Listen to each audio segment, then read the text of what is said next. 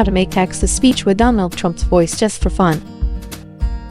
Easetext, the best offline voice cloning software. How to make text-to-speech with Donald Trump's voice step by step.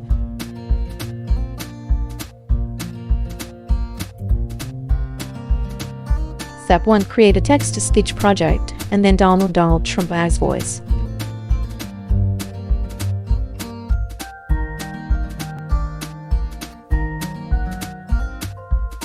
Step 2. Convert text-to-speech with Donald Trump as voice, and then preview the result.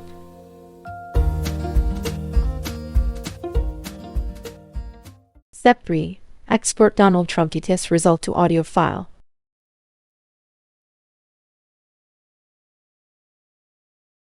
What are you waiting for? Download Easetext Text-to-Speech Converter to try now. www.easetext.com